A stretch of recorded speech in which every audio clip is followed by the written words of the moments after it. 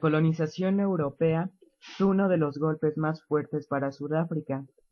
Los primeros en llegar fueron los holandeses, que establecieron en el país una sucursal de la Compañía de las Indias Orientales y se impusieron a la tribu Khoikhoi, arrebatándoles el ganado y las tierras, empleándolos como mano de obra. A los holandeses les siguieron los ingleses, que empezaron a desembarcar y a hacerse con el control de la zona. Desde entonces ya se extendían casi 25.000 esclavos y el control y la supremacía la tenían los colonos blancos. En diciembre de 1880 estalló la primera guerra de los Boers.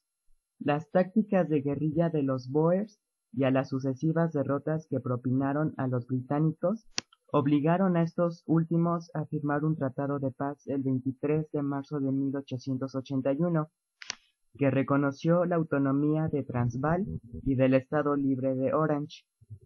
El 12 de octubre de 1899 se dio inicio a la Segunda Guerra de los Boers, con la invasión de las tropas a la ciudad del Cabo y Natal, la represión contra las propiedades y familiares de los Boers, el uso de campos de concentración y el exilio de prisioneros. Una de sus consecuencias fue el apartheid, que se le denominó así al sistema de segregación racial, opresión y explotación establecido por los blancos.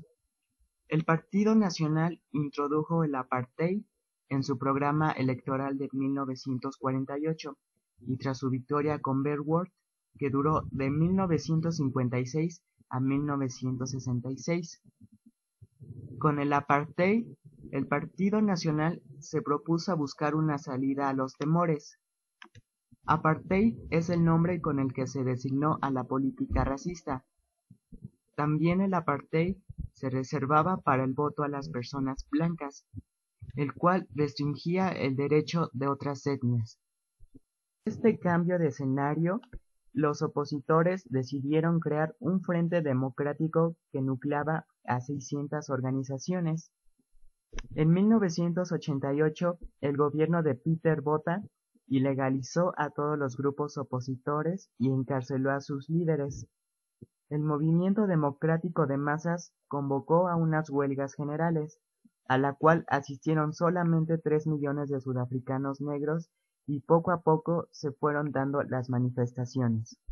El racismo en Sudáfrica se consolida al llegar al poder el Partido Nacional en 1948, quien por más de 4 décadas permanecería en el gobierno. Se legisla aplicando el llamado apartheid. El Congreso Nacional Africano y su líder Nelson Mandela, quien fue un político sudafricano de raza negra nacido el 18 de julio de 1918, lucharon para defender los derechos de los negros, eliminar esa política de segregación, combatir las injusticias sociales. Realizaron una campaña de desobediencia civil. Nelson Mandela fue apresado en 1962 y condenado a cadena perpetua.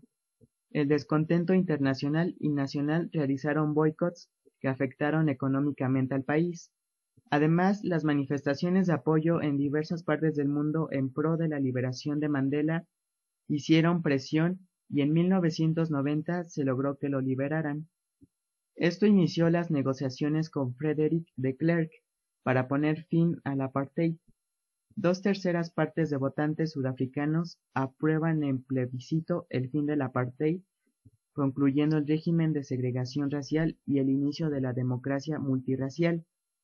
Con ello se da el siguiente paso a realizarse la primera elección multirracial del país, en 1994, y Nelson Mandela es elegido presidente de Sudáfrica. En 1999, Mandela se retira de la vida política cediendo el liderazgo del Congreso Nacional Africano a Thabo Mbeki.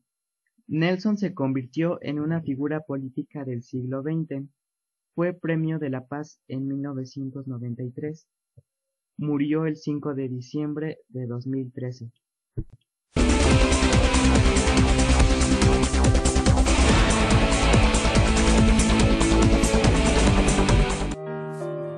Nelson Mandela nació el 18 de julio de 1918 en Mbezo, un pequeño pueblo de 300 habitantes ubicado en el corazón de Sudáfrica. Fue enviado a la Universidad de Fort Hare, donde fue expulsado por participar en una huelga estudiantil. Más tarde viajó a Johannesburgo, donde se graduó como abogado. En 1948 comienza su actividad política dentro del Congreso Nacional Africano. El Congreso Nacional Africano era uno de los movimientos que le hacía la mayor oposición al Partido Nacional Africano, conformado en su total mayoría por blancos proclives a lo que era la política de segregación racial como apartheid. Mandela comienza a encabezar campañas de desobediencia civil.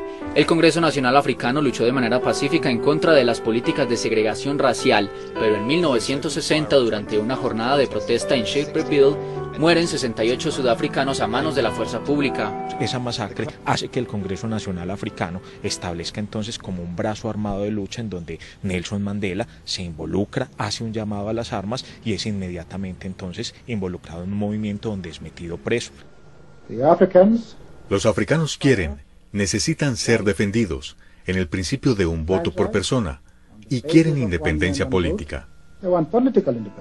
Nelson Mandela fue condenado a cadena perpetua y encarcelado en la isla Robben, convirtiéndose en el preso político más conocido del mundo. Madiba, como también era conocido, soñaba con una sociedad democrática y libre, con personas que vivieran juntas en armonía e igualdad de oportunidades.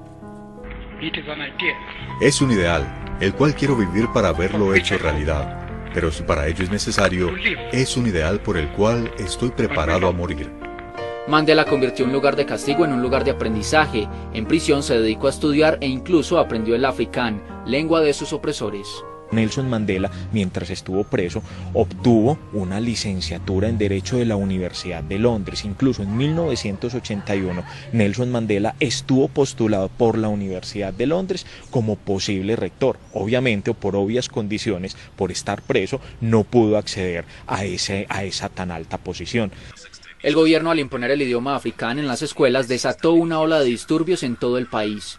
Luego de 46 reuniones para negociar su libertad, Mandela salió de prisión en 1990 tras 27 años encerrado.